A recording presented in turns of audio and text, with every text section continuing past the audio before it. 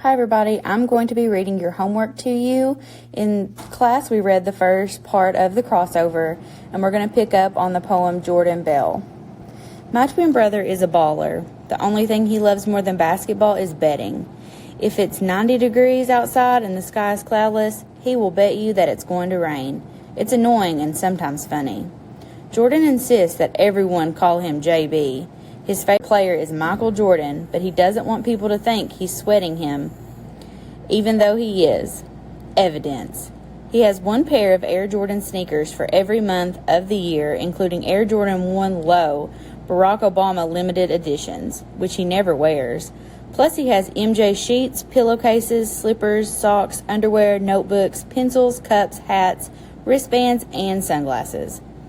With the $50 he won from a bet he and Dad made over whether the Krispy Kreme hot sign was on, it wasn't, he purchased a Michael Jordan toothbrush, only used once, on eBay.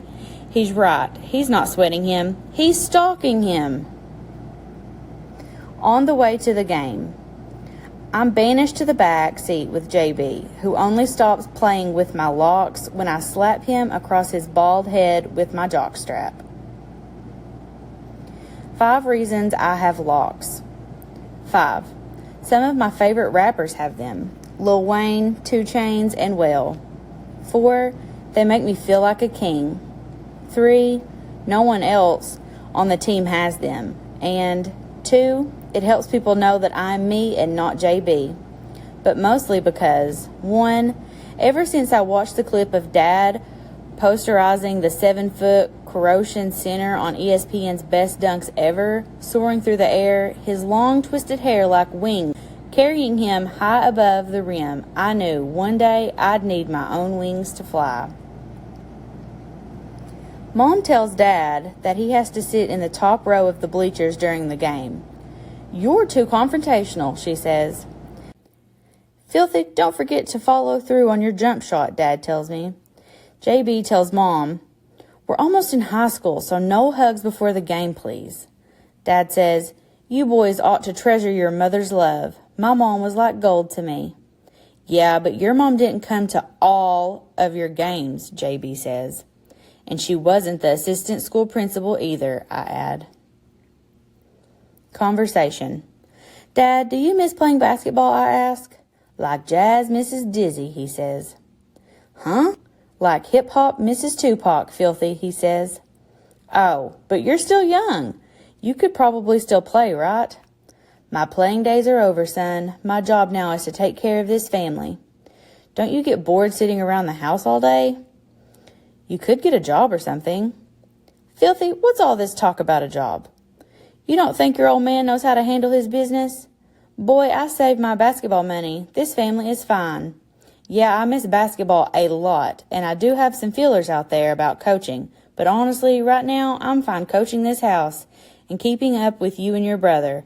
Now go get JB so we won't be late to the game and Coach benches you. Why don't you ever wear your championship ring? Is this Jeopardy or something? What's with the questions? Yeah, I wear it when I want to floss, Dad smiles. Can I wear it to school once? Can you bounce a ball on the roof off a tree in the hoop?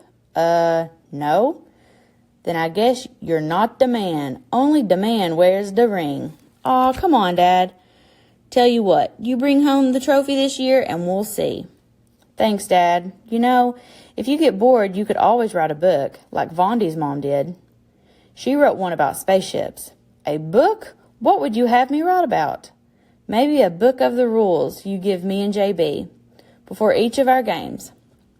I'm the Man by Chuck Bell, Dad laughs. That's lame, Dad, I say.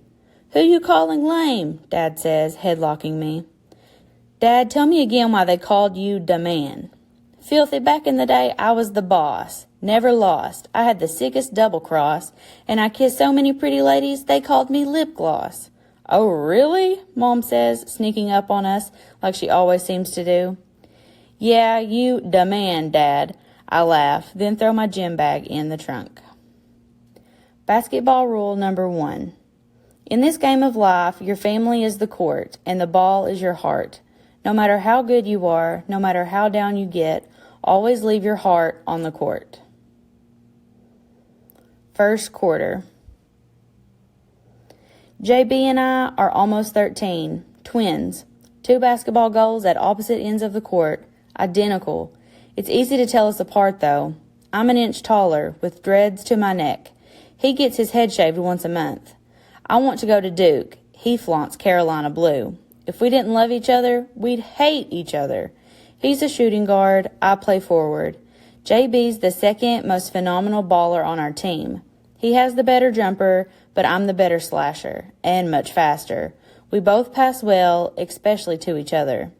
To get ready for the season, I went to 3 summer camps. JB only went to 1. Said he didn't want to miss Bible school. Who does he think?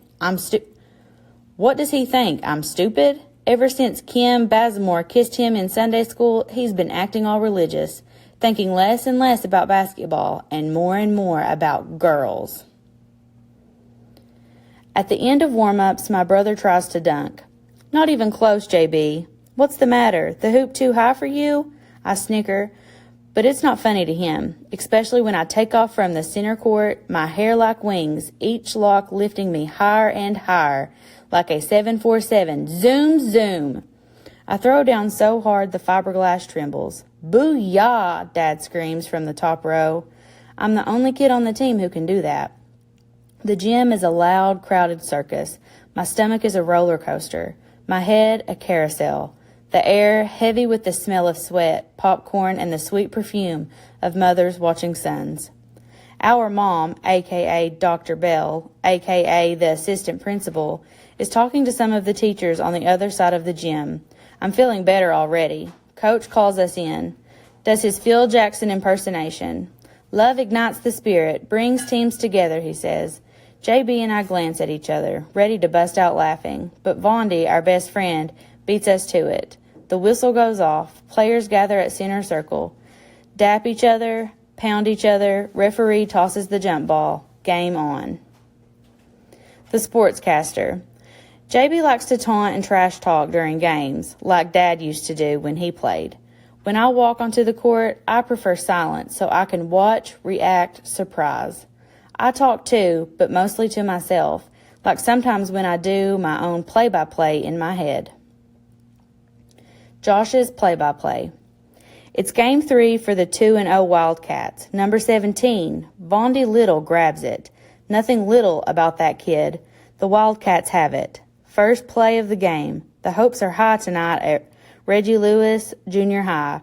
We destroyed Hoover Middle last week, 32-4, and we won't stop, can't stop, till we claim the championship trophy.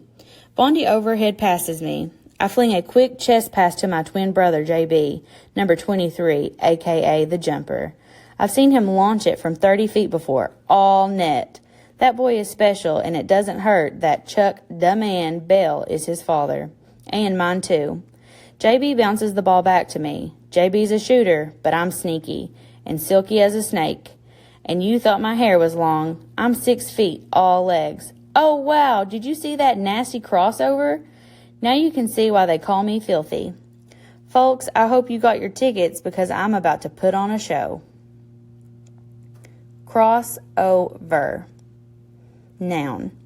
A simple basketball move in which a player dribbles the ball quickly from one hand to the other. As in, when done right, a crossover can break an opponent's ankles. As in, Deron Williams' crossover is nice, but Allen Iverson's crossover was so deadly he could have set up his own podiatry practice.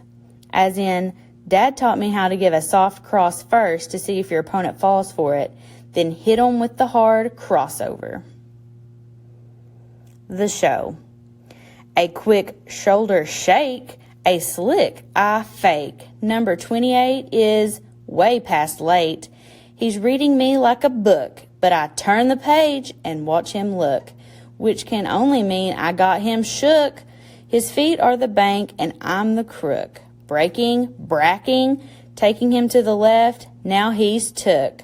Number 14 joins in. Now he's on the hook. I got 2 in my kitchen and I'm fixing to cook. Prepping my meal ready for glass. Nobody's expecting filthy to pass. I see Vondi under the hoop, so I serve him up my alley-oop. The bet, part 1. We're down by 7 at halftime. Trouble owns our faces, but Coach isn't worried, says we haven't found our rhythm yet. Then, all of a sudden, out of nowhere, Vondi starts dancing the snake, only he looks like a seal. The coach blasts his favorite dance music, and before you know it, we're all doing the cha-cha slide. To the left, take it back now, y'all. One hop this time. Right foot, let's stomp. JB high-fives me with a familiar look. You want to bet, don't you? I ask. Yep, he says, then touches my hair. Ode to my hair. If my hair were a tree, I'd climb it. I'd kneel down beneath and enshrine it. I'd treat it like gold and then mine it. Each day before school, I unwind it. And right before games, I entwine it.